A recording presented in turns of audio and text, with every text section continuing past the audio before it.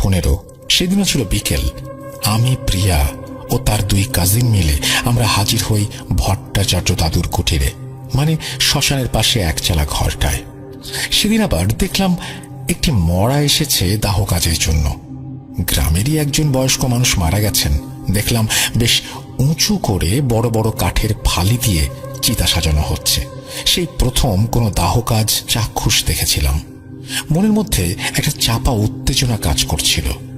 যেই প্রিয়া আমার থেকে বেশি সাহসী, সেই কিনা সেদিন ভয়ে জড়সড় হয়ে আমার গা ঘেঁষে দাঁড়িয়ে ফিসফিস করছিল, চলো, আজ আর গল্প শুনতে হবে না, আমার কেমন একটা লাগছে। ওর কাজিনদেরও একই অবস্থা, অথচ সেদিন কেন জানি না আমার ওপর ভয়ের চেয়ে কৌতূহল বেশি চড়ে বসেছিল।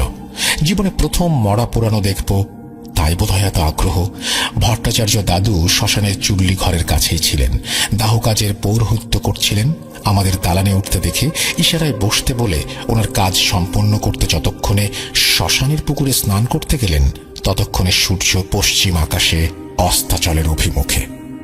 চিতার অগ্নিসংযোগ হয়ে গেছে। পাশে তখনও কয়েকজন পরিবার পরিজনের মৃদু গোঁ গোঁ করে কান্নার রব ভেসে উঠছে।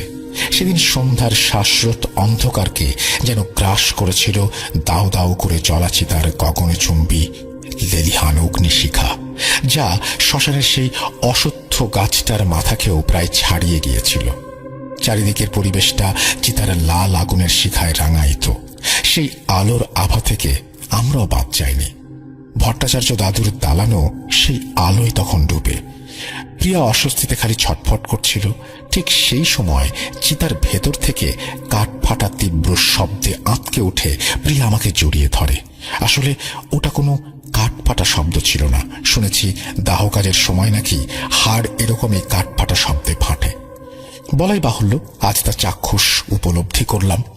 খানিক বাদে জয় তারা বলে ভট্টাচার্য দাদু ভেজা কাপড়ে দালানে উঠে এলেন। দাহ কাজের বাকি পৌরোহিত্যের কাজ ওনার এক পরিচিত ব্রাহ্মণ শিষ্যকে দেখে নিতে বললেন। মায়ের সন্ধ্যারতির জন্য তিনি চলে আসেন।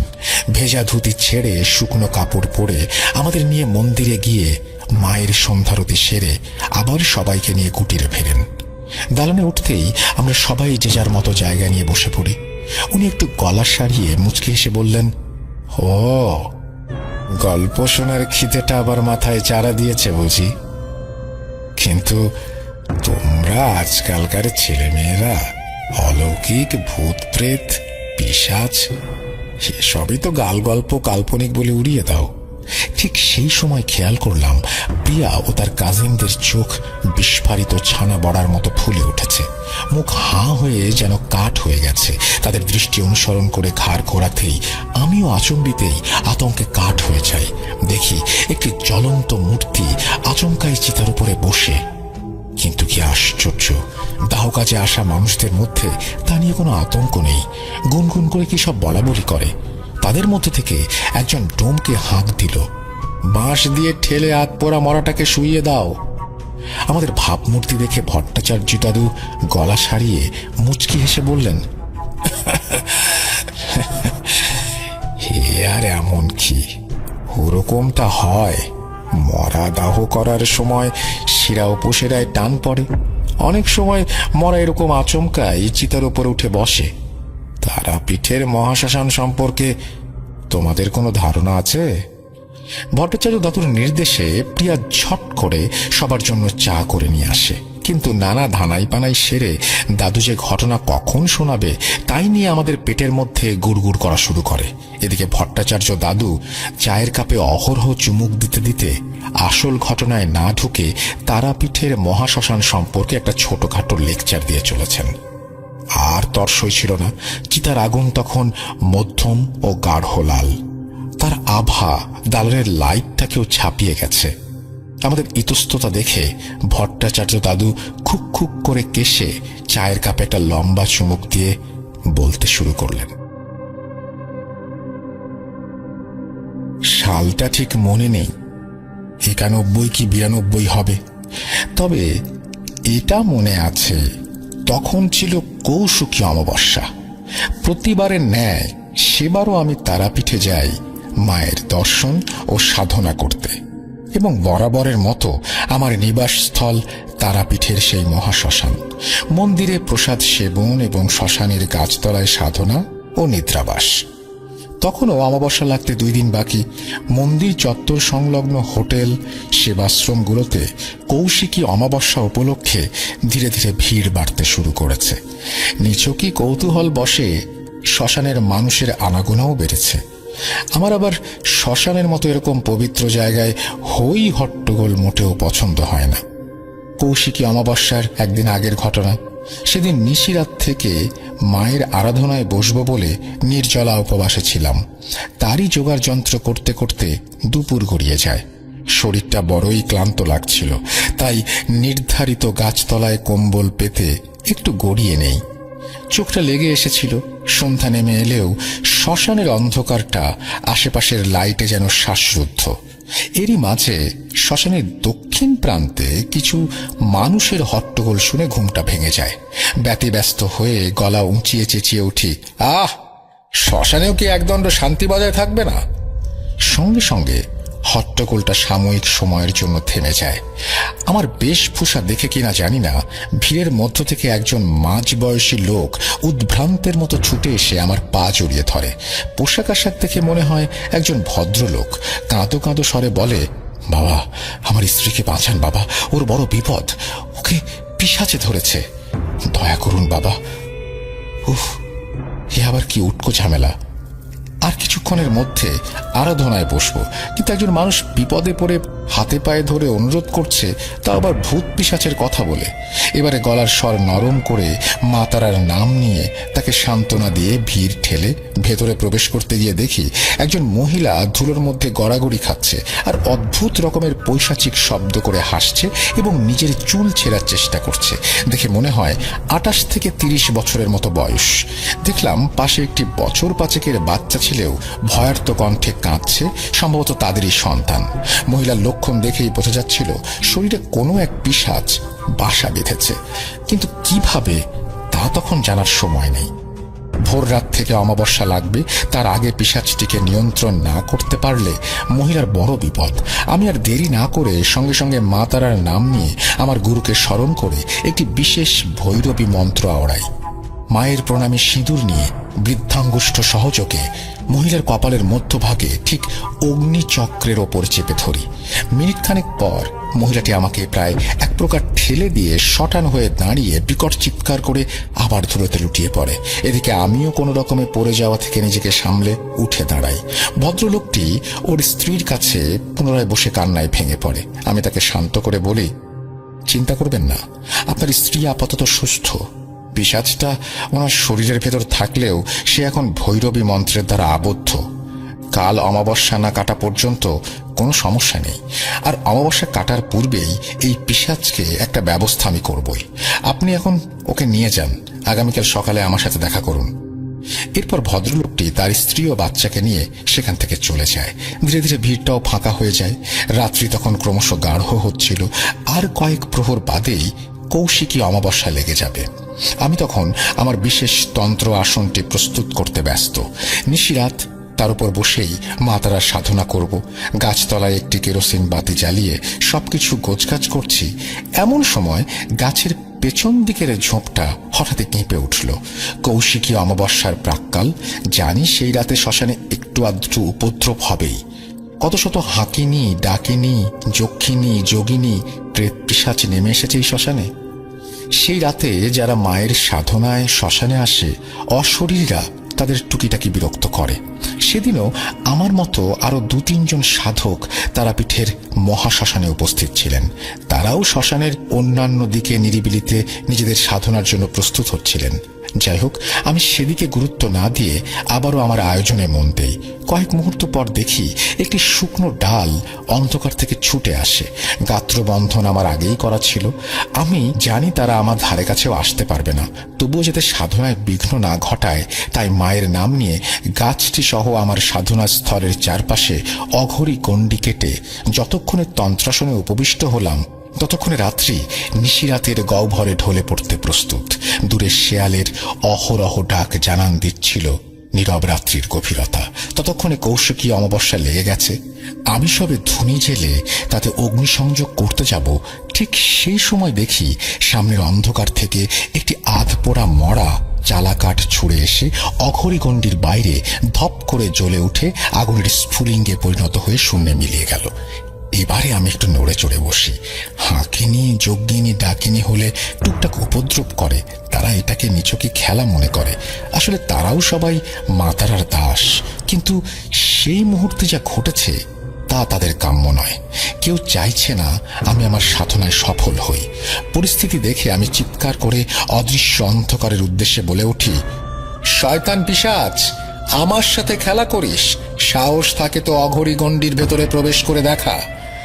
এই বলে 10 মহাবিদ্যাকে স্মরণ করে তন্ত্রাচারে মন্ত্র পাঠ শুরু করি। আর কোনো সমস্যা হয়নি। খালি মাঝে মধ্যে অন্ধকারে 2-1 দানবীয় গর্জন ভেসে ওঠে। সেটাও ভোর রাতে একটি অলৌকিক ঘটনার পর বন্ধ হয়ে যায়। ওটা যে কি তা বোঝা বা বোঝানোর মতো জ্ঞান ভাষা আমার কাছে নেই। যজ্ঞের আগুন তখন নিভু নিভু, চারিদিকে জমাট বাঁধা অন্ধকারে তখন ভোরের কুয়াশা গ্রাস করেছে। বাতাসে এক স্নিগ্ধ সুবাস বিরাজমান। তার মাঝে দেখলাম লাল পেড়ে শাড়ি পরিহিত এক নারী মূর্তি যেন হেঁটে বেড়াচ্ছে। ঠিক বলতে পারবো না সেই ঘন কুয়াশার বেড়া চালে কতটা স্পষ্ট দেখেছি, তবে একজোড়া যে নুপুরের ছনছন শব্দও শুনেছিলাম তা পরিষ্কার এখনো আমার কানে স্পষ্ট। এসব কিছুর ব্যাখ্যা আজও আমার কাছে নেই, তবে সেসবের মাঝে যে অলৌকিক বিষয়টি ঘটেছিল তা হলো অকস্মাৎ সদ্য ফোটা একটি জবা ফুল উড়ে এসে আমার হাতের ওপর পড়ে। তোমরা হয়তো বলবে, এতে অলৌকিকতার কি আছে? আছে, তবে শোনো। প্রথমত, আমি যে গাছতলায় বসেছিলাম সেই গাছ তো ছাড়ো, তার আশেপাশে 100 হাত দূরত্বের কোথাও জবা ফুলের গাছ ছিল না। আর তরতাজা ফুল নিচ থেকে নিশ্চয়ই গাছ থেকে খসে পড়বে না। তবে তারপর থেকে মনটা ঐশ্বরিক ভাবনায় ভরে উঠেছিল এবং খালি মনে হচ্ছিল আমার সাধনা যেন পূর্ণ হয়েছে। মা তারা যেন আমার প্রার্থনা মঞ্জুর করেছেন। যাই হোক, ভোরবেলা দ্বারকা নদে স্নান করে মন্দিরে যাই। মায়ের দর্শন করে যতক্ষণে শ্মশানের গাছতলায় এলাম ততক্ষণে বেলা দুপুরের অভিমুখে। এসে দেখি গতকালের সেই ভদ্রলোক গাছতলায় আমার অপেক্ষায় ইতস্তত করছে। আমি তাকে শান্ত করে চাতালের ওপর বসতে বলি। ভদ্রলোক আমার কথায় শান্ত হয়ে বসলেও মুখের মধ্যে এক আতঙ্কের ছাপ। গতকাল তার পরিচয় জানা হয়নি। আমি জিজ্ঞেস করার আগেই ভদ্রলোক তার পরিচয় দিলেন। নাম বিপিনচন্দ্র ঘোষ, স্ত্রী মালিনী ঘোষ, মদিনীপুরের বাসিন্দা। কৌশিকী অমাবস্যা উপলক্ষে স্ত্রী পুত্রকে নিয়ে 2 দিন আগে তারাপীঠে এসেছেন। বিপিনচন্দ্র বয়সে আমার চেয়ে অনেকটাই ছোট, পুত্র সম। আচমকাই কি করে তার স্ত্রী পিশাচের কবলে পড়েছে তা গতরাতের সাধনায় বসে জানতে পেরেছিলাম। তাই আর কথা না বাড়িয়ে তাকে একটা প্রশ্ন করি। আচ্ছা বিপিনচন্দ্র, ছেলে বউকে নিয়ে কি গত পরশু সন্ধ্যার সময় শ্মশানে এসেছিলেন? বৌমার কি তখন চুল খোলা ছিল? আমার প্রশ্নে বিপিনচন্দ্র যেন আকাশ থেকে পড়ল। গুরুদেব বলে কেঁদে কেটে পা জড়িয়ে ধরে বলে উঠল, গুরুদেব আপনি ত্রিকালজ্ঞ। হ্যাঁ, আপনি ঠিকই বলেছেন, আমরা এসেছিলাম। এই বলে পুনরায় কান্নায় ভেঙে পড়ে। আমি আবারও আশ্বস্ত করে এ যাবৎ কি কি হয়েছে সব খুলে বলতে বললে বিপিনচন্দ্র আতঙ্কিত কণ্ঠে বলতে শুরু করে, গুরুদেব গত পরশু ছেলে বউকে নিয়ে তারাপীঠে আসি। মালিনী অনেকদিন ধরেই বলছিল তারাপীঠ আসবে। ব্যবসার জন্য সময় করতে পারছিলাম না। শেষে ঠিক করি কৌশিকী অমাবস্যায় তারাপীঠে আসবো। যেই ভাবা সেই কাজ। আমরা মন্দিরের পাশে একটি হোটেলে উঠেছি। সকাল সকাল মন্দিরে পুজো দিয়ে এসে দুপুরে খাওয়া দাওয়া সেরে একটু রেস্ট নেই। তারপর বিকেলে তারাপীঠ ঘুরতে বের হই। এদিক ওদিক বাজারঘাট ঘুরে হঠাৎই মালিনী বলে যে সে তারাপীঠের মহাশ্মশান ঘাট দেখতে যাবে। তক্ষুনি আমি বললাম যে সন্ধ্যা হয়ে গেছে, পরদিন সকালে এসে দেখা যাবে ক্ষণ। তবুও সে নাছোড়বান্দা। এমনিতে জানতাম সে খুব সাহসী, ভূত প্রেত পিশাচ এসব মানে টানে না। আমার আবার তেনাদের নাম শুনলেই শরীরটা কেমন শিরশির করে ওঠে। আমার 5 বছরের ছেলে গৌতমও ঠিক আমার মতোই ভীতু। কিন্তু কে শোনে কার কথা? যাই হোক, অগত্যা কি আর করা যায়। আমিও ছেলে ভয়ে ভয়ে মালিনীর পিছু পিছু শ্মশানে যাই। গিয়ে দেখি সেদিন আবার একটা মরা পোড়ানো হচ্ছিল। তখন 7টার মতো বাজে। চারিদিকে গুমোট অন্ধকার হলেও চিতার অগ্নিশিখায় আশেপাশের পরিবেশটা রাঙায়িত হয়ে উঠেছিল। চিতা তখন দাউ দাউ করে জ্বলছে। আচমকাই গা শিউরে ওঠার মতো একটা ঘটনা ঘটে। দেখি হঠাৎই চিতার উপর একটি জ্বলন্ত মূর্তি উঠে বসেছে। সমগ্র শরীর থেকে মোমের মতো জ্বলন্ত আগুন গলে গলে চিতায় পড়ছে। তা দেখে আমার আর ছেলের তো হয়েই গেছে। আমরা প্রায় চিৎকার করে মালিনীকে বলছিলাম যে তৎক্ষণাৎ যেন সেখান থেকে ফিরে যায়, কিন্তু সাহসের জন্য কিনা জানি না কে শোনে কার কথা। মালিনী ফিরতে রাজি তো হয়ই না, উপরন্তু চিতার উপর সেই জ্বলন্ত মূর্তিটাকে উঠে বসতে দেখে সে ফিক করে হেসে ওঠে। আর ঠিক তখনই পাশের প্রকাণ্ড গাছের ডালে একটি রাতচরা পাখি বীভৎস কর্কশ স্বরে ডেকে ওঠে। সেই শুনে আমিও আমার ছেলে প্রচন্ড ভয় পাই। তাই একরকম জোর করে মালিনীকে সেখান থেকে নিয়ে ফিরে আসি। রাতে তেমন কিছু ঘটেনি। গতকাল যথারীতি সকালে উঠে ব্রেকফাস্ট সেরে তারাপীঠের আরো কিছু দর্শনীয় স্থান ঘুরে দুপুরে হোটেলে ফিরে লাঞ্চ সেরে একটু রেস্ট নেই। পরশু সন্ধ্যায় শ্মশানের কথা তখন বেমালুম ভুলে গেছি। ইচ্ছে ছিল সন্ধ্যাবেলা সন্ধ্যা আরতি দেখতে মন্দিরে যাব। তখনও পর্যন্ত মালিনী স্বাভাবিক ছিল, কোনো রকম অস্বাভাবিকতা চোখে পড়েনি। খালি একটু কথা কম বলছিল, স্বাভাবিকভাবে গুরুত্ব দেয়নি। বিকেলে একটু ফ্রেশ হতে চায়ের কাপাতে ব্যালকনিতে দাঁড়িয়ে সবে সুখ টান দেব, ঠিক সেই সময় ছেলের আর্তনাদ রুম থেকে ভেসে আসে। আমি চা সিগারেট ফেলে একরকম ছুটে রুমের ভেতরে গিয়ে যা দেখি তা দেখার জন্য আমি মোটেও প্রস্তুত ছিলাম না। বুকটা ধক করে ওঠে। শুনেছি ভূত প্রেত পিশাচ নাকি নিশিরাতে বা গভীর রাতে দেখা যায়, কিন্তু যে দৃশ্যপটটা আমার চোখের সামনে ভেসে উঠেছিল তা যেরকম ভয়ানক সেরকমই অলৌকিক ও বীভৎস। শির দ্বারা দিয়ে যেন বরফের স্রোত বয়ে গেল। দেখি মালিনী শূন্যে খাটের উপর ভেসে আছে, ছেলেটা জ্ঞান হারিয়ে মেঝেতে পড়ে। আমি সেই দৃশ্য সহ্য করতে পারছিলাম না, আতঙ্কে চিৎকার করে উঠি। মালিনীর চুলগুলো যেন সাপের মতো কিলবিল করে উঠছিল, চোখের মনি সম্পূর্ণ কালো। শব্দের ক্ষিপ্রতায় মালিনী উড়ে এসে আমার কানের কাছে চিৎকার করে নারী পুরুষ মিশ্রিত ফ্যাঁস ফ্যাঁসে কণ্ঠে কিছু বলার চেষ্টা করে, কিন্তু আমি তা কিছুই বুঝতে পারছিলাম না। এদিকে রুম থেকে আমার চিৎকার শুনে কয়েকজন রুম সার্ভিস বয় ছুটে, দরজা খোলাই ছিল, তারাও রুমের ভেতরে ঢুকে আতঙ্কে চিৎকার করে ম্যানেজার সাহেব বলে বেরিয়ে চলে যায়। ম্যানেজার সাহেব বয়স্ক মানুষ, তারা পিঠেরই বাসিন্দা। তিনি এসে মালিনীর অবস্থা দেখে আতঙ্কিত হলেও নিজেকে সংযত করে দৃঢ় কণ্ঠে বলে উঠলেন, সবাই মিলে ওনাকে নামাও। কালকে কি আপনারা শ্মশানে গিয়েছিলেন? কিছু একটা ওখান থেকে এসেছে নিশ্চয়ই। এক্ষুনি ওনাকে শ্মশানে নিয়ে যান, কোনো না কোনো তান্ত্রিক থাকবেই, তারাই এর একটা সুরাহা করতে পারবে। এখনো দেরি হয়নি, এর থেকে বেশি দেরি হলে কিন্তু বড় সমস্যা। আগামীকাল কৌশিকী অমাবস্যা, তা কাটার পূর্বে যদি এই পিশাচকে ছাড়ানো না যায় তাহলে কিন্তু ঘোর অনর্থ হয়ে যাবে। আর দেরি করবেন না, এক্ষুনি বেরিয়ে যান, আমি অটো ডেকে দিচ্ছি। ততক্ষণে ম্যানেজারের গলা শুনে আবারও 4-5 জন রুম সার্ভিস বয় ফিরে এসেছে। ম্যানেজারের কথায় তারা সবাই মিলে প্রাণপণে টেনে মালিনীকে নিচে নামানোর চেষ্টা করে, কিন্তু 4-5 জন যুবক ছেলে হলেও কোনো মতেই মালিনীকে নামাতে পারছিল না। শেষে মা তারার নাম করে কোনো রকমের টেনে হিঁচড়ে নিচে নামাতেই মালিনী চিৎকার করে একইভাবে নারী পুরুষ মিশ্রিত কণ্ঠস্বরে বলে ওঠে, তোর বউয়ের বড়ই হাসির শখ, তাই না? আমি কিছুই বুঝতে পারছিলাম না, কে বলছে কি বলছে। কোন রকমে তাকে নিয়ে আমরা অটোতে উঠে দেখি আরো এক আশ্চর্য ঘটনা ঘটল। যে মালিনী তারাপীঠে এর আগে কখনো আসেনি, সে কিনা সন্ধ্যাবেলার যানজট ভিড় এড়াতে দিব্যি অটোওয়ালাকে বলে চলেছে কোন রাস্তা দিয়ে গেলে শ্মশানে তাড়াতাড়ি পৌঁছানো যাবে। এই পর্যন্ত হলে স্বাভাবিক ধরে নেওয়া যেত, কিন্তু অস্বাভাবিক ব্যাপারটা হলো মালিনী এসব কিছু বলছে চোখ বন্ধ রেখেই। যাই হোক, শ্মশানে পৌঁছে অনেক তান্ত্রিক খোঁজার চেষ্টা করি, কিন্তু কেউই সাহায্য করছিল না। তারপরে আপনি আসেন।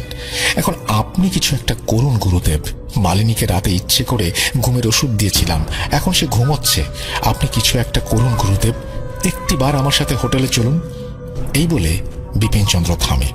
আমি বিপিনচন্দ্রকে বলি, না, আমি এখন ওখানে যাব না। তোমাকে এই বেলকাঠির মালাটি দিচ্ছি, এটা বৌমাকে পরিয়ে দিও এবং গোধূলি লগ্নে মানে সন্ধ্যার সময় তাকে এখানে নিয়ে এসো। আমি ততক্ষণে সব আয়োজন করে রাখছি। শয়তান পিশাচ এখান থেকে এই বৌমাকে যখন ধরেছে তখন এখানেই তাকে ছাড়াতে হবে। এরপর বিপিনচন্দ্র প্রণাম করে আমার কাছ থেকে বিদায় নিয়ে চলে যান। সূর্য তখন পশ্চিমে ডুব দিয়েছে। অন্ধকারটা গতকালের মতো আবারও আড়ষ্ট হয়ে আসে। একই তো অমাবস্যা, তার উপর সেদিন কেন জানি না সন্ধ্যার আগে থেকেই কুয়াশা অবাধ্য শিকলের মতো সমস্ত পরিবেশটাকে আষ্টে পৃষ্ঠে জড়িয়ে ধরেছিল। যাই হোক, সেদিকে তেমন গুরুত্ব না দিয়ে আমি সবকিছু আয়োজন করে ধুনি জেলে প্রস্তুত। যে কোনো মুহূর্তে বিপিনচন্দ্র মালিনীকে নিয়ে হাজির হবে। অঘরিগণ্ডি তখনও কাটেনি। খানিক বাদে দেখি শ্মশানের দক্ষিণ গেটে একটি অটো এসে দাঁড়ালো। দেখলাম বিপিনচন্দ্র ও 3 জন লোক মিলে মালিনীকে নিয়ে নামালো। ছেলেকে সম্ভবত হোটেলে ছেড়ে এসেছিল। দেখলাম মালিনী আচম্বিতে হঠাৎই মাথা নিচু করে কর্কশ কণ্ঠে কিছু একটা বলে ওঠে। এক প্রকার উড়ে এসে ধপ করে আমার সামনে এসে বসে। এই কাণ্ডে আমি চকিতে কয়েক পা পিছিয়ে যাই। মালিনীর এলোমেলো চুল সহস্র সাপের মতো কিলবিল করতে করতে তার মুখটা ঢেকে দিচ্ছিল। সে মাথা নিচু করে দুটো হাত দিয়ে মাটির ওপর বাঘের থাবার মতো আছড়ে ঘর ঘরে একটা দানবীয় শব্দ করে নারী পুরুষ মিশ্রিত কণ্ঠে বলে, বড় উপকার করার শখ জন্মেছে না তোর? শ্মশানে এসেছিস সাধনা করতে, চুপচাপ সাধনা করে যাবি, আমার ব্যাপারে নাক গলাতে আসিস না। তুই নিশ্চয় জানিস আমি কে। এই মহিলা আমাকে অপমান করেছে। আমার দেহ যখন পোড়ানো হচ্ছিল তখন এই শয়তান তা দেখে মজা করেছে। সেই মজা আমি খোঁজাবই। আমি জানতাম সেই শয়তান পিশাচ আসলে কে। যে লোকটির দাহ কাজ সেদিন মালিনীরা দেখেছিল, তার আত্মা 3 দিনের মায়া কাটিয়ে কবে ইহলোক ছেড়ে পরলোকে চলে গেছে। আর এখন যে মালিনীর মধ্যে আছে সে মূলত এই শ্মশানের আশেপাশের কোনো এক শয়তান নিকৃষ্ট পিশাচ, যে সেই মুহূর্তে বাকিদের সাথে সাথে আমাকেও ভাওতা দেওয়ার চেষ্টা করেছে। আসলে আজকাল তারাপীঠের মহা শ্মশানে অনেক তান্ত্রিক আসে, যারা গোপনে শান্তি, বশীকরণ, স্তম্ভন, বিদ্বেষণ, উচ্চাটন, মারণ ও নানা ধরনের নিম্নমানের নিকৃষ্ট সাধনা করে থাকে। তার জন্য তাদের এরকমই নিকৃষ্ট পিশাচের প্রয়োজন হয়। সেরকমই এই শয়তান এখানে এসেছে। এর কাজই মূলত মানুষের ক্ষতি করা। দেখলাম ভট্টাচার্য দাদু বলা থামিয়ে আমার দিকে জিজ্ঞাসু দৃষ্টিতে কয়েক মুহূর্ত তাকিয়ে বললেন, কি ব্যাপার, সবার চোখ মুখে এত কৌতূহলের ছাপ কেন? ও বুঝেছি, শান্তি, বশীকরণ, স্তম্ভন, বিদ্বেষণ, উচ্চাটন, মারণ এসব কি ধরনের সাধনা? ওসব পরে একদিন খোলসা করে বলবো। আজকে আপাতত ঘটনার শেষ অংশটুকু শুনে নাও। এই বলে ভট্টাচার্য দাদু বলতে শুরু করলেন। এবার নিশ্চয়ই বুঝেছ কে এই শয়তান পিশাচ এবং কি তার খেলা। যাই হোক, আমি দৃঢ় কণ্ঠে মা তারার নাম নিয়ে সেই পিশাচকে উদ্দেশ্য করে বলি, নিকৃষ্ট পিশাচ, মায়ের শ্মশানে এসে মিথ্যা কথা বলিস, মা তোর গতি করবেই। এই বলে চট করে মালিনীর চারপাশে অঘরি গণ্ডি কেটে দেই। সঙ্গে সঙ্গে মালিনীর ভেতরে থাকা শয়তান পিশাচটা ছটফট করা শুরু করে। চেষ্টা করছিল গণ্ডির বাইরে আসতে, কিন্তু কোনো মতেই পারছিল না। আর দেরি না করে তৎক্ষণাৎ ধুনিতে আহুতি দিয়ে কালচক্রে অভিমন্ত্রিত বিভূতি তার দিকে ছুড়ে দেই। ঠিক সেই মুহূর্তে যজ্ঞের শিখা ভয়াবহ রূপ নেয় এবং মালিনীর দিকে ঝুঁকে পড়ে। এর ফলে মালিনীর ভেতরে থাকা শয়তানটা আর্তনাদ করে ওঠে। মালিনী ধুলায় লুটিয়ে পড়ে। সঙ্গে সঙ্গে ভৈরবী মন্ত্র আওড়ে মা তারাকে স্মরণ করে গতকাল সাধনার সময় যে জবা ফুলটি পেয়েছিলাম সেটা মালিনীর মাথায় স্পর্শ করাই। ঠিক তারপরেই চমৎকারটা ঘটে। একটি লাল আভা হঠাৎই মালিনীর শরীর থেকে ছিটকে বেরিয়ে শূন্যে ভেসে আগুনের স্ফুলিঙ্গে পরিণত হয়ে মন্দিরের দিকে উড়ে গিয়ে মিলিয়ে গেল। রাত তখন 8:15টার মতো হবে। শয়তানটা মিলে যাওয়ার সাথে সাথেই আশেপাশের গাছপালার ডাল থেকে অসহায়ভাবে কাকের পাল কা কা করে ঝড়ঝড় ডানা ঝাপটাতে ঝাপটাতে উড়ে কোথাও অন্ধকারে মিলিয়ে যায়। বুঝলাম শয়তানটা নিশ্চিহ্ন হয়েছে। বিপিনচন্দ্র ও তার সাথে আসা লোকজন হাত বিশেক দূরে দাঁড়িয়েছিল। তাদেরকে ডেকে বললাম মালিনীকে নিয়ে যেতে। সে এখন সম্পূর্ণ সুস্থ। একটি অভিমন্ত্রিত সুতো মালিনীর হাতে বেঁধে বিপিনচন্দ্রকে বলি যে আগামী অমাবস্যায় পার্শ্ববর্তী কোনো কালী মন্দিরে পুজো দিয়ে সেই সুতোটিকে যেন খুলে জলে বিসর্জন দেয়া হয়। বিপিনচন্দ্র একেবারে পা জড়িয়ে ধরে কেঁদে ফেলেন। আমি তাকে সান্ত্বনা দিয়ে বলি আর কোনো সমস্যা হবে না। এরপর বিপিনচন্দ্র আমাকে শ্রদ্ধা ভরে কিছু দক্ষিণা দিতে চাইলে আমি মা তারার নাম নিয়ে তাকে বাধা দিই এবং এও বলি কিছু দিতে চাইলে তা গরিব দুঃখীদের মাঝে বিলিয়ে দিন। সেই রাতেও সাধনার সময় ভোরবেলায় আবারও সেই লাল পেড়ে সাদা শাড়ি পরিহিত নারী মূর্তিটিকে হেঁটে বেড়াতে দেখলাম। পরদিন সকালে মন্দিরে গিয়ে পুজো দিয়ে ফিরে আসি। এই ছিল ঘটনা, কিন্তু জানি তোমরা আজকালকার ছেলে মেয়েরা এসব বিশ্বাস করবে না। যাকে এখন এসো। এই বলে ভট্টাচার্য দাদু উঠে কুটিরের ভেতরে যান। এদিকে দাহ কাজ শেষ। চিতা তখন নিভু নিভু, দাহ কার্যরত মানুষজন চিতা নেভাতে ব্যস্ত। আমরা একটা দীর্ঘশ্বাস ফেলে মা কালীর নাম নিয়ে সেখান থেকে চলে আসি। আসার সময় খালি মনে হচ্ছিল আমরাও তো চিতার দিকে তাকিয়ে অবাক হয়ে দেখছিলাম, যদিও হাসিনি, তাই বলে কেউ পিছু নেবে না তো। যে দোকানগুলো আছে আর এখান থেকে ধারে কাছে এমনি তেমন কিছু নাই। আর এখানে নিয়মিতই রোগী আসা যাওয়া করে। হসপিটালটা বিশাল বড় এরিয়া, যে বাংলাদেশে ধরতে গেলে প্রায় ৬-৭ বিঘা জমির উপরে নির্ভর করে হসপিটালটা। তো আমার কাজ ছিল প্লাম্বারের কাজ, মেকানিক্যালের কাজ, যেটা আমি কোনো জিনিস নষ্ট হয়ে গেলে আমি কাজ করতাম বা ঠিক করতাম, সেটা ছিল আমার কাজ। যাবতীয় 1 মাস আবার কাজ করলাম দিনে, কোনো সমস্যা নেই। হঠাৎ আমাকে নাইটে ট্রান্সফার করা হয়, যে নাইট শিফট ডিউটি দেওয়া হয়। আমিও নাইট শিফট ডিউটি করতে বাধ্য হই, কারণ কোম্পানি মোদির যখন তারা যখন অনুমতি দেয় তাহলে করতেই হবে কোম্পানিরও। যাই হোক, প্রথম দিন ডিউটি পরে আমার শনিবার সকাল 7টার থেকে, তখন ডিউটি শেষ করে গ্রুপ আসে, তখন সন্ধ্যা 7টায় যেতে হয়। তো নাইট শিফট ডিউটি যখন সকাল 7টায় রওনা দিন, আমি এখান থেকে সকাল সন্ধ্যায় 7টা করে আসলো। আর যাওয়ার পরে আবার বলতেছে তোমার নাইট শিফট ডিউটি, তুমি সন্ধ্যা 7টা আসো। তারপর আবার সন্ধ্যায় 7টায় গেলাম।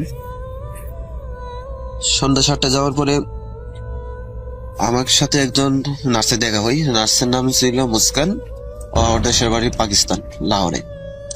তো আমি যাওয়ার পরে মুস্কান আমার বলতেছে যে আপনার নাম? আমি বললাম জামির। সে আমাকে হিন্দিতে কিছু কথা বললো, আমি সেটা বাংলা বলতেছি। পরে বললাম আমার নাম জামির। আচ্ছা, আপনার দেখতে আমার এক ভাইয়ের মতন লাগে। আমি আচ্ছা। পরে আমার বলতেছে যে আমি আপনাকে কিছু বাধা দিই, আপনি কিছু নিয়মটি শুনে নাকি।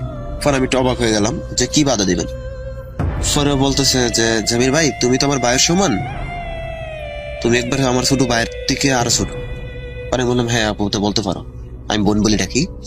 তো মুস্কান আপু আমাকে বলতেছে যে এখানে মসজিদ আছে, তুমি মসজিদের পাশ কখনো যাইবা না। আমি বলছি কেন? না, তুমি এখানে যাইবা না, হসপিটালের পিছনে যাইবা না। আর এখানে যে তোমাকে দায়িত্ব দিয়েছে প্লাম্বারের না, তুমি এখানে যে পানি ট্যাঙ্কি আছে, পানি ট্যাঙ্কির মোটর যে কন্ট্রোল আছে, মোটর বন্ধ হয়ে গেলে তুমি একা যাইবা না, তাহলে সাথে কাউরে না কাউরে নিয়ে যাইবা, একা কখনো যাইবা না।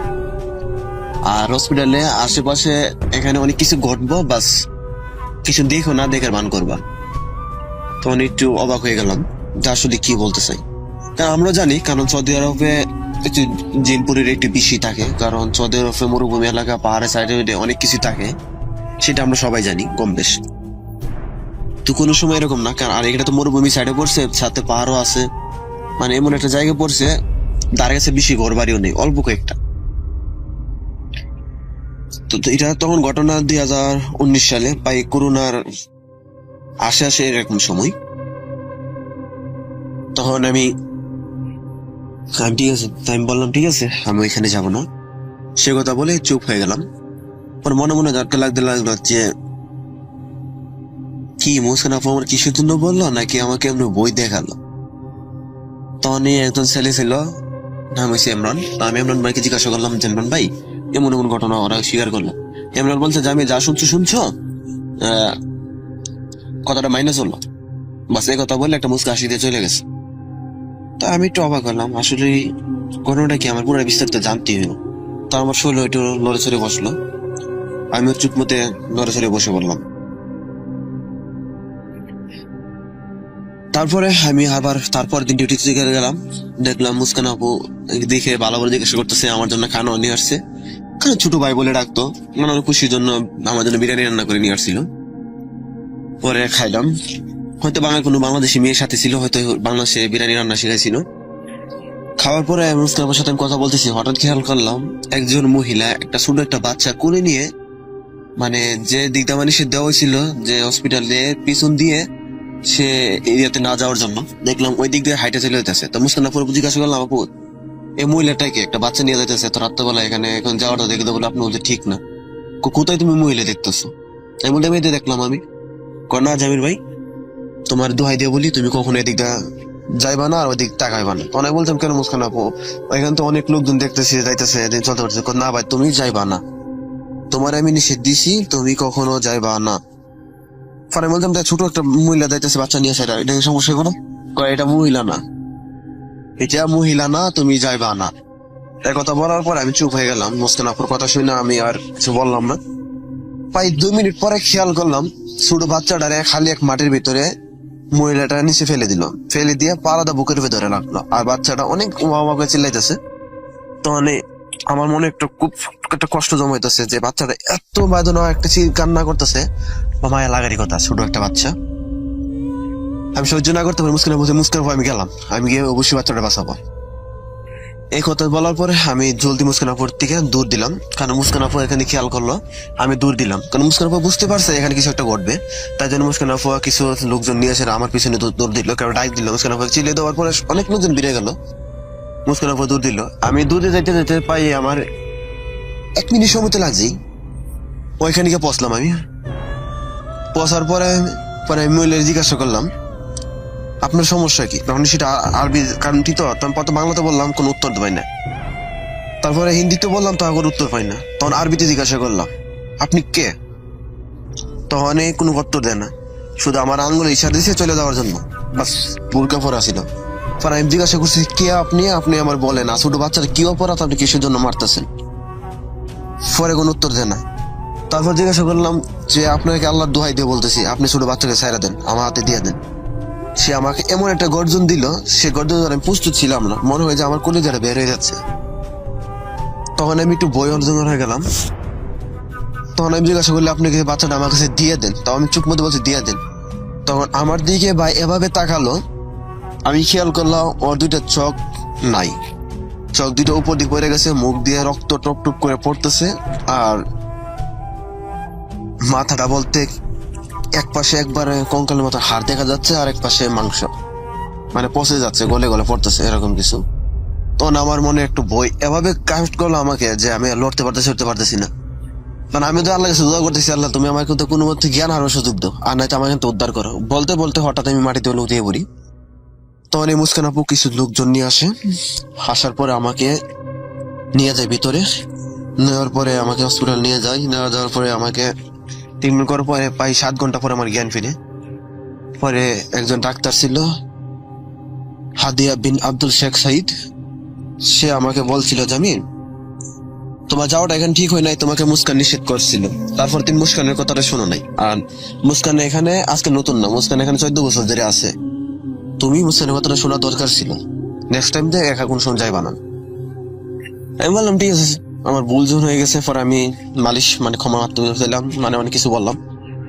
বলার পরে তারপর দিন আবার ডিউটিতে গেলাম, কিন্তু আমি গিয়ে ওইখান থেকে লড়তে পারতেছি না, কারণ আমার শরীরে এত জ্বর, আর শরীর কেমন ধরে একটা বই কাজ করতেছে আমার।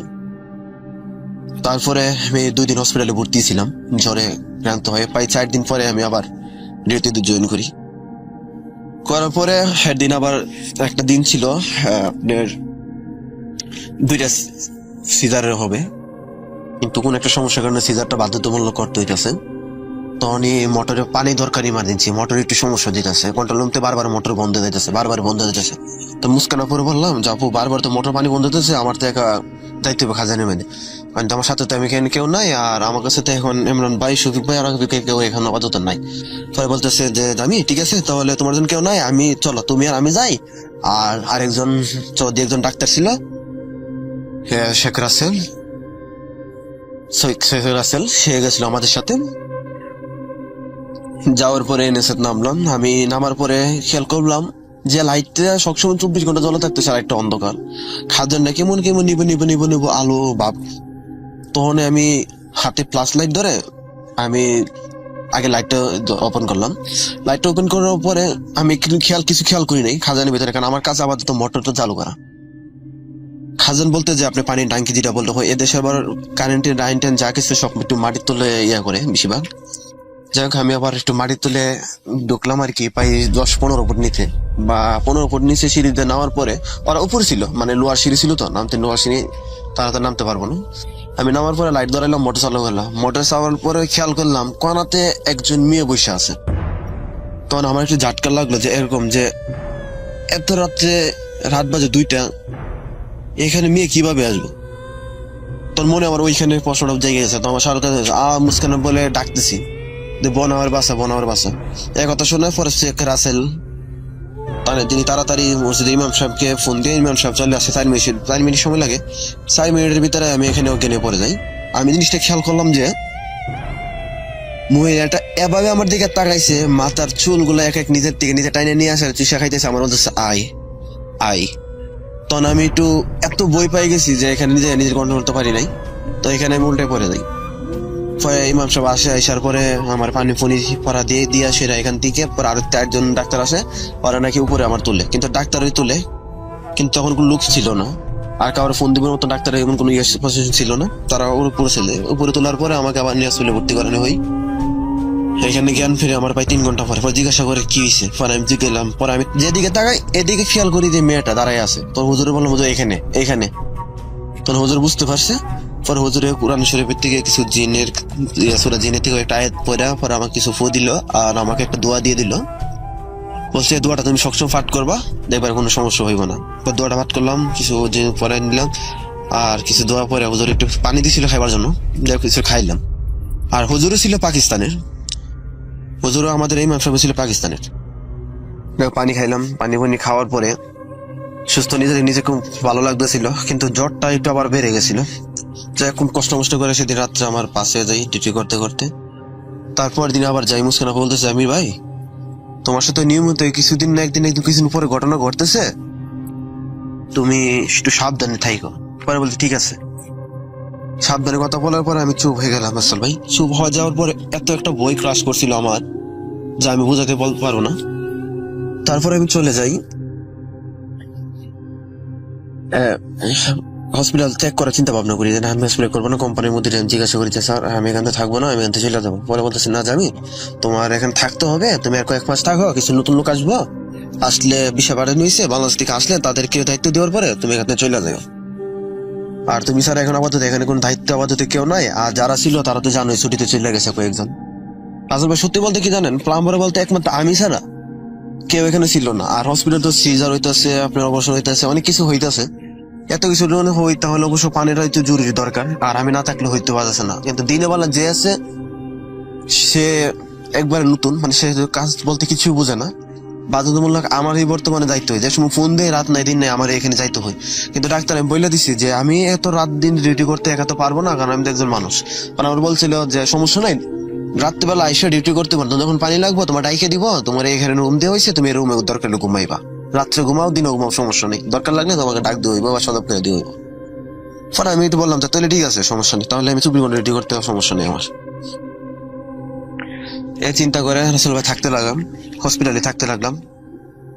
থাকতে থাকতে হঠাৎ একদিন রাতে একটা শব্দ আসে, এত একটা গর্জন ভয়ঙ্কর, মানে ঘোড়ার পায়ের শব্দ, এরকম কম কম করে একটা শব্দ হইতেছে। পর আমি বাইরে হলাম, আবার আমার পাশে আবার ওইখান দিকে একটু দূরে একটা মসজিদ ছিল। তখন আমার খেয়াল ছিল না, মুস্কান আপা নিষেধ করেছিল মসজিদ দিকে না যাওয়ার জন্য।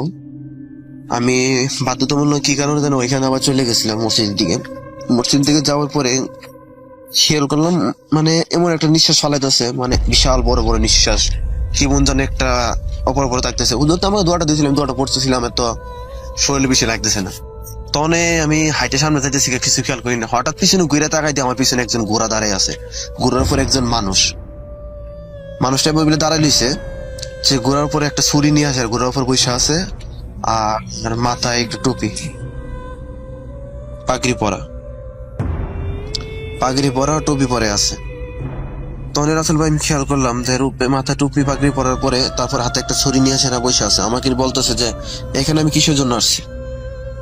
পরে আমি বলছি এখানে আমি আসছি এমনি, আমি একটা শব্দ শুনতে পারলাম তাই জন্য আসছি। কিন্তু ঘোড়াটা অপর পাশে ছিল, তোর লোকটা আমার পিছন থেকে কথা বলতেছে, মানে ঘোড়াটা আমি ছিলাম ঘোড়ার পিছনে, ঘোড়া ছিল আমার সামনে, এরকম ভাবে আমি কিছু ঘোড়া দেখতে পারতেছি, ঘোড়ার পিছন দেখতে পারতেছি, কিন্তু সামনে দেখতে পারতেছি না। কিন্তু সে লোকটা সামনে ছিল, কিন্তু আমার দিকে তাকায় না, পিছন দিকে রয়েছে। তারপরে হঠাৎ বলতেছে এখান থেকে চলে যাওয়ার জন্য আমার। আমি বলছি ঠিক আছে চলে যাবো। আমি যখন ঘোড়ার সামনে যাবো খেয়াল করলাম ঘোড়ার মাথা নেই, আর রক্ত টপ টপ টপ টপ করে রক্ত পড়তেছে, আর এই রক্ত টপ টপ আর ঘোড়ার নিঃশ্বাসটা এমন হইতেছে। তখন আমি একভাবে একটা বই পাওয়ার পরে এত জোরে একটা চিল্লি দিয়ে এখানে জ্ঞান হারিয়ে ফেলি। কারণ রাসেল ভাই বুঝতে পারছেন মাথার এমনি ঘোড়ার মাথা নেই, তারপরে রক্ত পড়তেছে, আর ঘোড়ার একটা নিঃশ্বাস, আর হুম হুম করে একটা শব্দ হইতেছে, এত ভয়ঙ্কর রাসেল ভাই আমি আর খেয়াল কন্ট্রোল করতে পারিনি নিজেকে। তখন আবার পরে যাই, পরে যাওয়ার পর চিল্লে দেওয়ার পর ইমাম সাহেব ছিল মসজিদের পাশে, আবার ইমাম সাহেব ধীরে আসে। ইমাম সাহেব আসার পরে আমাকে দলে, ইমাম সাহেবের নাম ছিল আলী, তিনি আমাকে দোয়াটা পরে তারপরে কিছু কিছু পরে পরে হুজুর চলে যায়, চলে যাওয়ার পরে জিজ্ঞাসা করতেছে কি হয়েছে। পরে আমি বললাম যে এমন এমন সমস্যা। তোমাকে নিষেধ দেওয়ার পরে তুমি কেন এখানে আসো? আমি কই, হুজুর এরকম সমস্যা, ভাবছি আপনার কোনো শরীর খারাপ হইব আর এরকম শব্দটা শোনার পরে আমি দূরে বাইরে আসলাম, কারণ ভাবলাম হয়তো আপনার কোনো সমস্যা, তাই জন্য আসছিলাম। পরে ইমাম সাহেব বলছো না এরকম কোনো সমস্যা হলে কোনো সময় বাইরে হইবা না, আর এখন কোনদিন বাইরে হইবা না, দরকার আমার ফোন দিবা।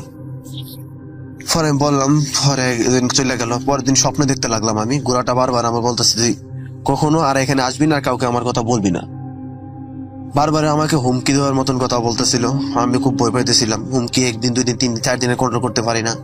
পরে আমি পাই পাগলের মতন ওরে যাওয়ার অবস্থা, মাথা কথা আমার ঠিক নাই। আমি যখন যেদিকে তাকাই এদিকে শুধু এই ঘোড়াটা দেখতে পারতেছি, যেদিকে তাকাই এদিকে।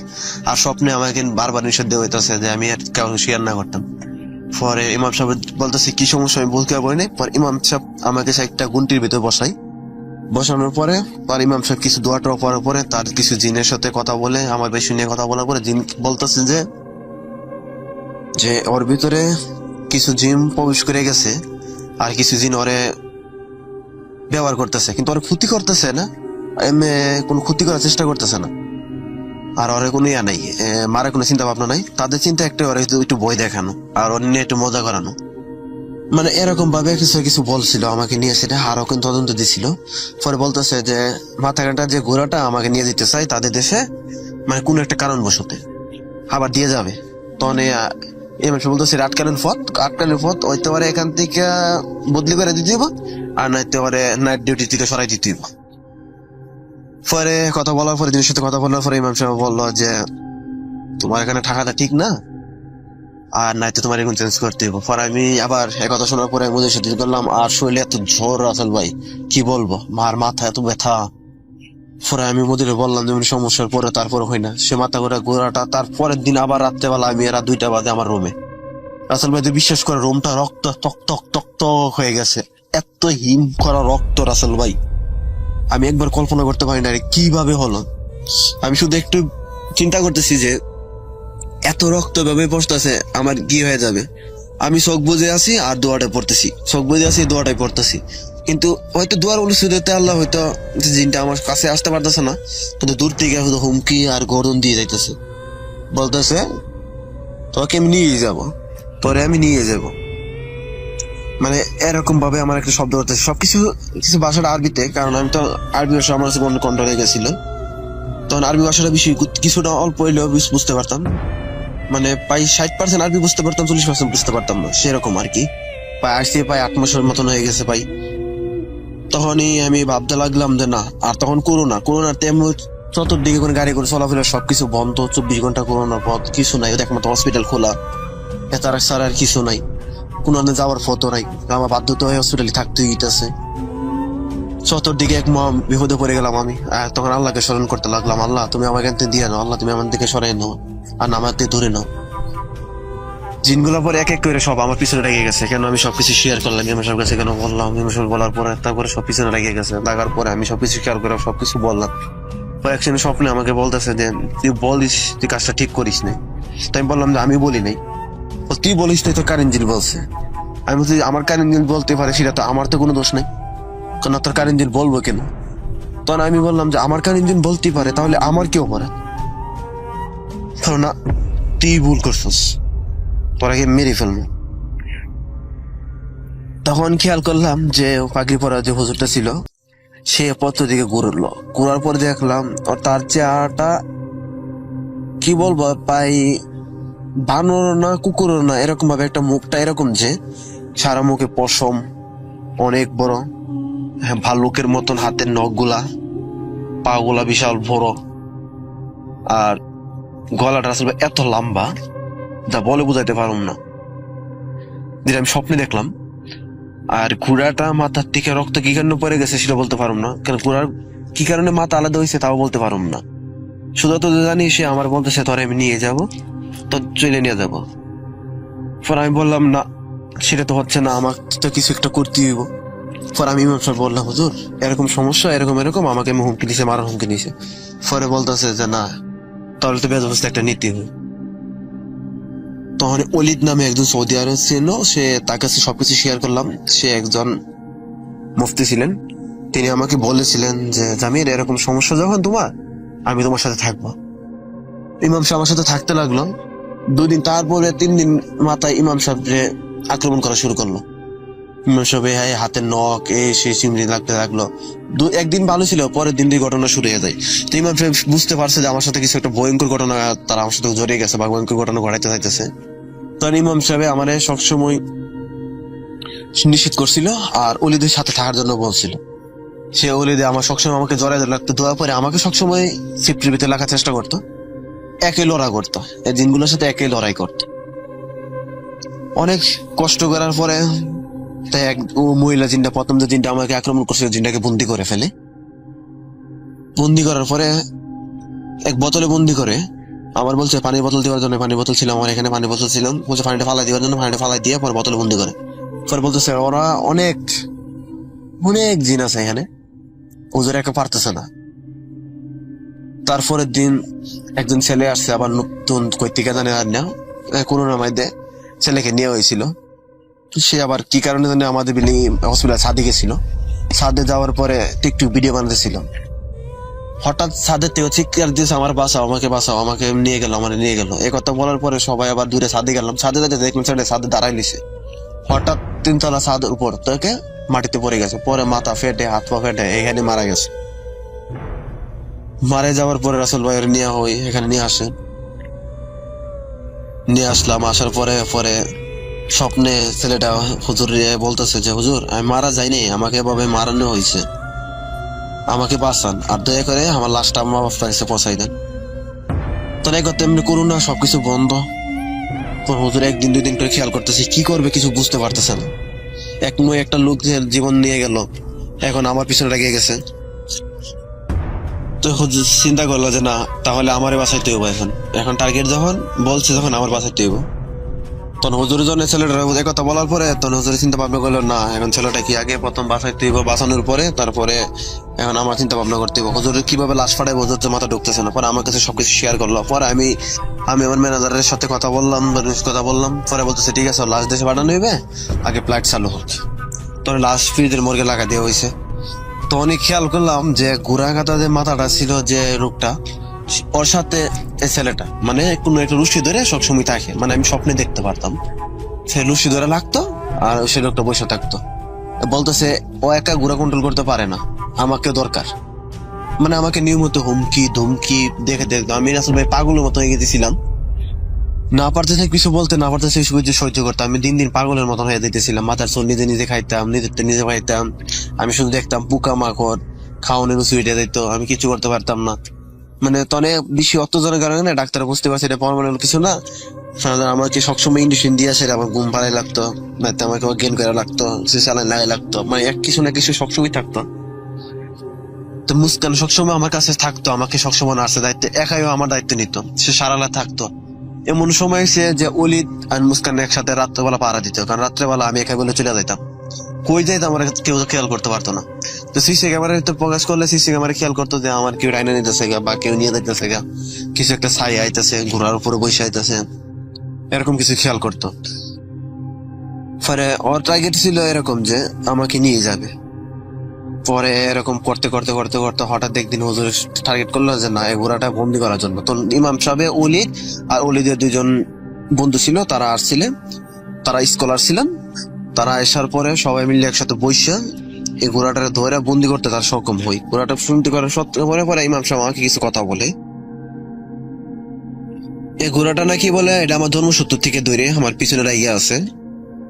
আর পিছনে আছে বলতে এটা আমার বাংলাদেশ সুনামগঞ্জ তাইরপুর থানাতে, এখান থেকে কিছু একটা সম্ভব ওইখানে পাহাড়ের থেকে ওইখানে গেছিলাম আমি ছোটবেলা বলে, ওইখানে আব্বু আম্মু এখানে বলে আমার নিয়ে গেছিল।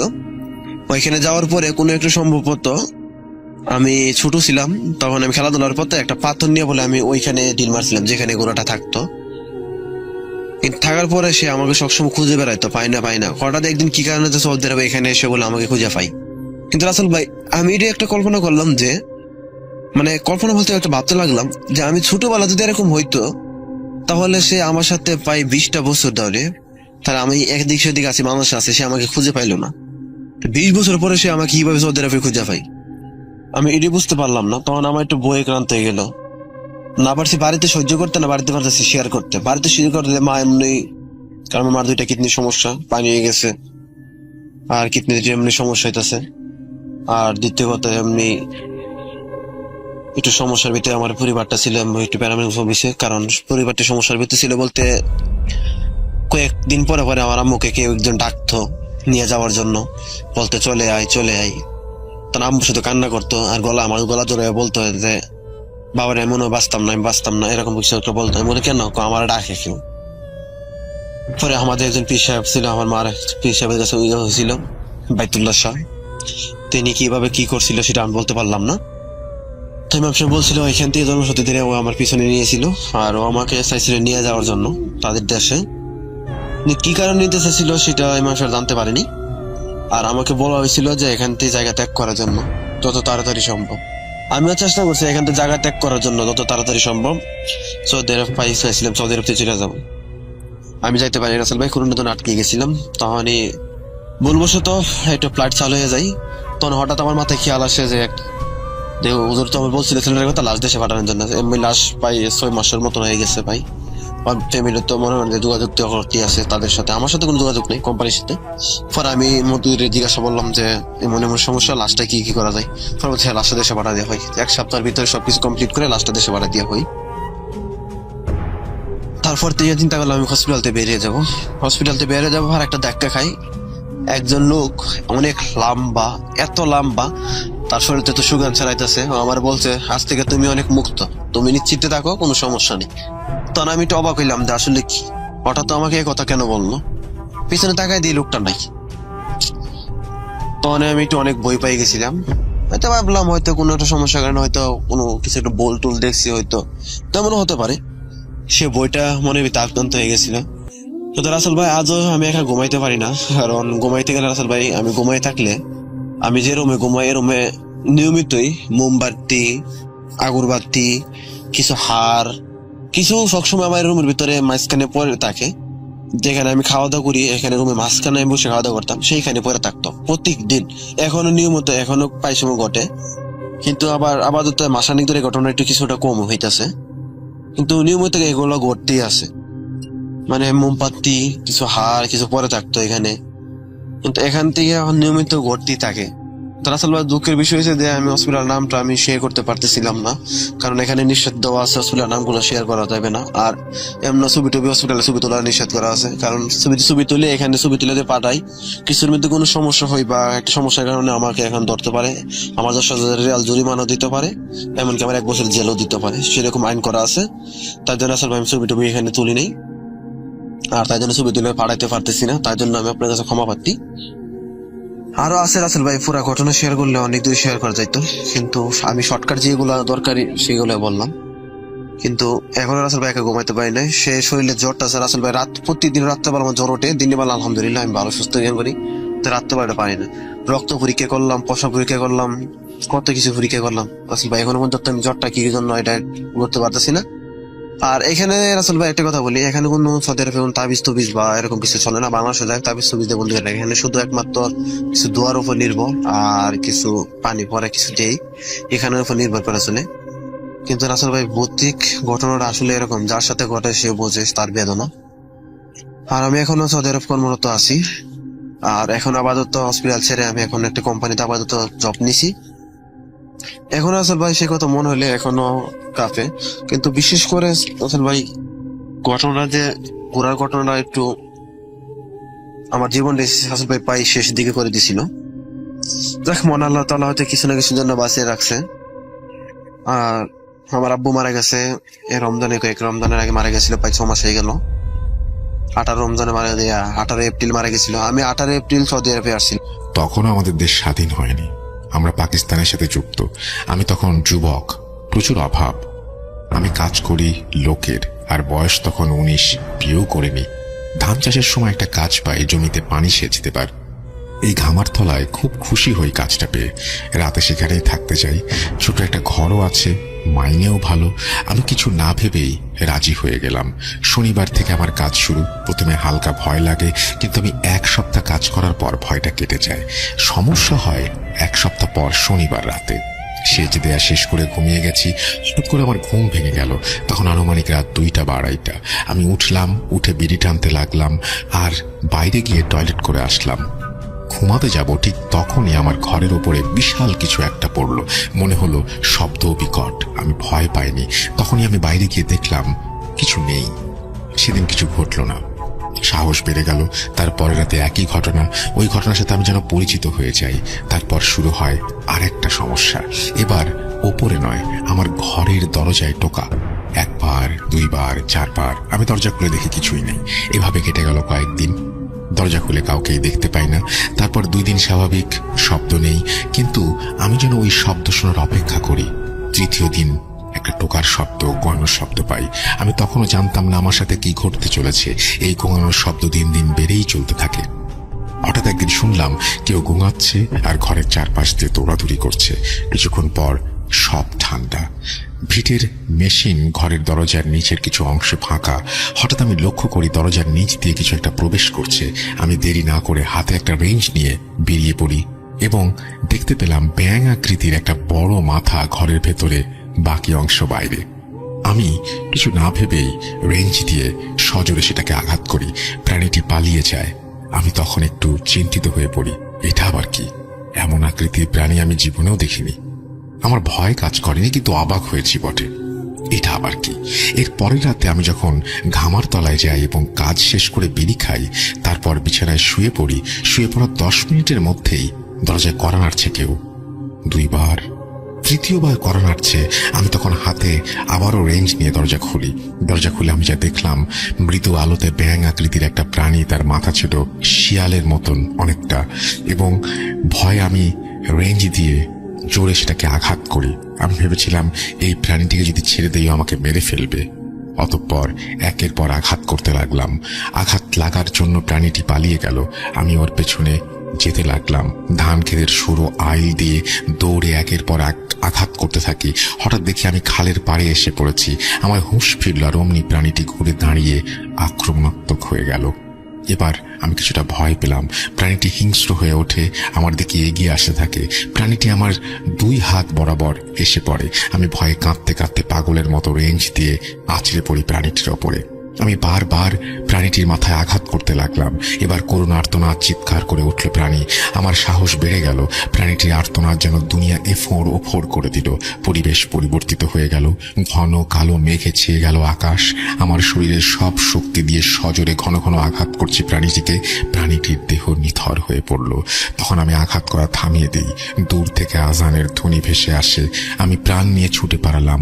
বাড়িতে গিয়ে আমি জ্ঞান হারাই। এরপর 7 দিন জ্বরে ছিলাম। এই 7 দিন আমি কিছুই করতে পারিনি, কোনো কথা বলতে পারিনি। কাজ হারানোর ভয়ে ঘটনাটি কাউকে বলিও নি। আর ভাবলাম সব তো শেষ হয়ে গেছে। আমি জানি না যে আমার জন্য কি অপেক্ষা করছে। সুস্থ হয়ে আবারও কাজে ফিরলাম। 2 দিন ভালোই কাটলো। আমি মনে মনে ভাবলাম এবার শান্তি মতো সব ঠিক হয়ে যাবে, ঘুমাতে পারবো। কিন্তু পরের দিন ছিল বুধবার। বুধবার রাতে আমি যথা নিয়মে কাজে যাই এবং কাজ শেষ করে মেশিন ঘরের দিকে রওনা দেব।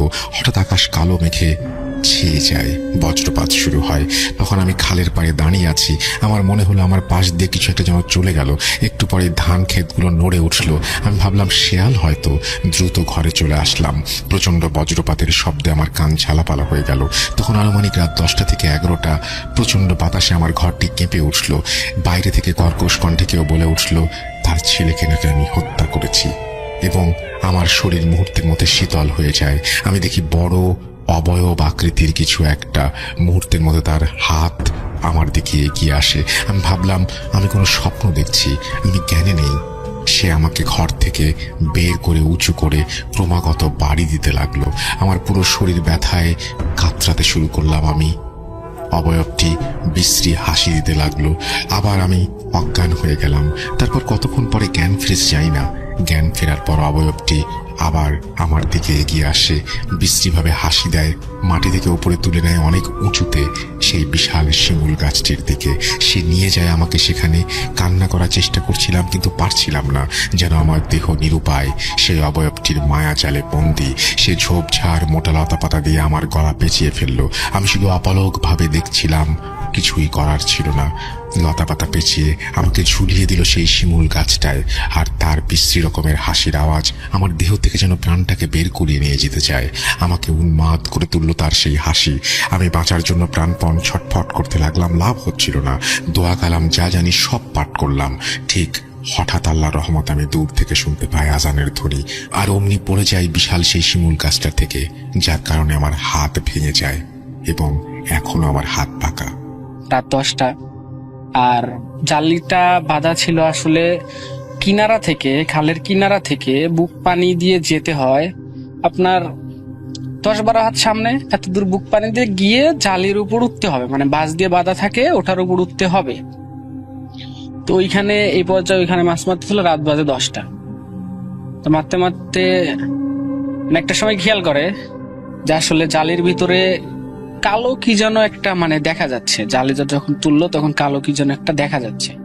তো এই মুহূর্তে তো ওঠার পরে মানে তীব্র মাছ পচা যে গন্ধ, মানে এত গন্ধ যে মানে টেকা কঠিন। চতুর্দিক অন্ধকার, জাস্ট একটা টর্চ লাইটের আলোতেও দেখতেছে যে জালির ভিতরে অনেক গন্ধ, মানে প্রচুর গন্ধ বের হয়েছে, প্লাস কালো বস্তার মতো, অনেক বড় বস্তার মতো উঠছে। আর জালির যে চতুর্দিকে যে বাঁশ বাঁধা ছিল ওগুলো মানে ভেঙে যাওয়া অবস্থা। এমত অবস্থায় ও কিছুটা বুঝতে পারে যে এটা আসলে ভালো কিছু না, যে এলাকার ভাষায় যেটাকে বলে যে মাইসা দেওয়া আর কি। তো মাইসা দেওয়া এটা তো বুঝতে পারছি। তো এই মুহূর্তে এখন ও একটু ভয় পাচ্ছে। তো এমনি সাহসী ছেলে, গ্রামের ছেলে, ওর সাথে এর আগেও অনেক রকমের ঘটনা ঘটে গেছে। তো বুঝতে পারছে যে আসলে এরকম মাইসা দেওয়া টাইপের কিছু একটা। তো এর কিছুক্ষণ পরে 2 বা 1.5 মিনিট পরে বড় মামা আসে, এসে ডাক দেয় যে শওকত কই, বা এরকম কিছু একটা। তো বলে যে আব্বা আমি এই যে এইখানে। তো পরে লাইট নিয়ে এখানে কাছে আসে, তখনও কিন্তু এটা কিন্তু যায় নাই, ওইখানে আছে। তো এই মত অবস্থায় আমার মামাতো ভাই আবার ওকে একটা গালি দিয়ে বসে, মানে বাজেভাবে একটা গালি দিয়ে বসে। গালিটা বলে যে তুই পারলে যাইস আমার বাসাতে, দেখ কি কি ছিড়তে পারস, কি করতে পারস।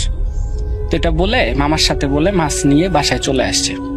চলে এসে খাওয়া দাওয়া করে রাত মোটামুটি তখন 10:30টার মতো বাজে। তো বাসায় চলে এসে দেন খাওয়া দাওয়া করে ঘুমাইছে, ওর রুমে ঘুমাইছে। ওর ভাষ্য মতে ঘুমানোর 1 ঘন্টা পরে মানে ও দেখতে পায় যে চতুর্দিকে টিনের দিয়ে মানে আছর কাটলে বাইরে থেকে যেরকম শব্দ, খসখস শব্দ, এরকম শব্দ হচ্ছে। তো বুঝতে পারতেছে, ও চোখ দিয়ে তাকায় আছে, ও বুঝতে পারতেছে সবকিছু। একটু পরে ও দেখতে পায়, কিন্তু ও কিছুক্ষণ নড়তে পারতেছে না কোথাও।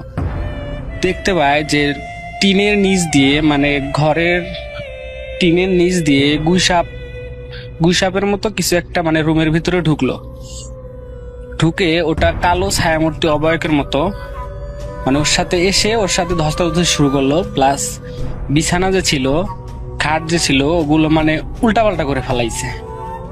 আর ওর সাথে মানে খুব পরিমাণ ধস্তাধস্তি হচ্ছে। এটা শব্দ মানে ওর তো গঙ্গারানির শব্দ, আর সব মিলিয়ে মানে এক ধরনের অদ্ভুত শব্দ হচ্ছে। এই শব্দ থেকে মানে পাশের রুমে আবার মামা মামি প্লাস মামাতো বোনরাও ছিল। তো মামাতো বোনরা হয়তো কিছু বুঝতে পারছে, যে কারণে চিৎকার দিয়ে উঠছে যে ভাইকে মেরে ফেললো এই টাইপের কিছু। সবাই রুমে আসে, রুমের দরজা ভেঙে আর কি ভিতরে ঢুকে দেখে যে খুব বাজেভাবে মানে মামাতো ভাই পড়ে আছে। তারপর ওকে জিজ্ঞেস করলো কি হলো না হলো, পরে যে ঘটনাগুলো বললো। দিয়ে তখন ছোট মামাকে কল দেওয়া হলো, উনি তো শ্বশুর বাড়ি চলে গেছে। তো উনি ওইখান থেকে আসলো, এসে এখন রাত্রে পরা পানি বা ঝাড়ফুঁক যেটা হয় ওনারাই করলো। করার শেষে স্বাভাবিক। এখন দ্বিতীয় দফে যখন ঘুমাবে তখন মামি আসলে বড় মামি ওইখানে পাশেই ছিল, বসেছিল। তো বাইরে লাইট জ্বালানো ছিল, ওটা অফ করে দিয়েছে, সব অফ, মোটামুটি অন্ধকার টাইপেরই। এই মুহূর্তে ছোট মামি ওইখানে ছিল। ছোট মামি যখন রুমের বাইরে গেছে তো দেখে যে বাইরে কালো মানে বিশাল বড় কালো কিছু একটা দাঁড়ায় আছে। তো তার দেখে মামি মানে ওইখানে সেন্সলেস হয়ে গেছে চিৎকার দিয়ে। তো এটা আশেপাশের যারা ছিল, বড় মামা, বড় মামি, তারপর মামাতো বোনরা ছিল, ওনারা এসে দেখে অজ্ঞান হয়ে গেছে। তো তো পানি টানি ঢেলে আর কি স্বাভাবিক করা হয়। তো ওটার পর্যায়ে পরের দিন তো একই অবস্থা, ওরকম আবার আগের দিনের মতোই। দিয়ে কবিরাজ আনা হলো। কবিরাজ এসে রুমের ভিতরে ঢুকে জাস্ট দরজাটা খুলেই দরজার সামনেই মানে রুমের ভিতরেই দরজার কাছে একটা নকশা আঁকলো। নকশা এঁকে তার যে রিচুয়াল এগুলো মেনে হাজির করলো। তো হাজিরের এক পর্যায়ে মানে ওই পিচার বা যেটা বলেন না কেন, এটার সাথে কথা বলার মাধ্যমে যেটা আর কি শুনতে পারে সেটা হচ্ছে যে পিচাসটা যেটা বলে যে আসলে ও আমাকে অনেক বাজেভাবে গালি দিছে, আর এটা বলছে যে তুই বাসায় যাস, কি করতে পারিস করিস। তো এটা কেন বললো, এই জন্যই আমি আসছি, আমি ওকে নিয়ে যাব, ওকে মেরে ফেলবো, এই টাইপের কিছু। তো অনেক কথা কাটাকাটির পরে কবিরাজের সাথে কোনোভাবে যেতে রাজি হয় না।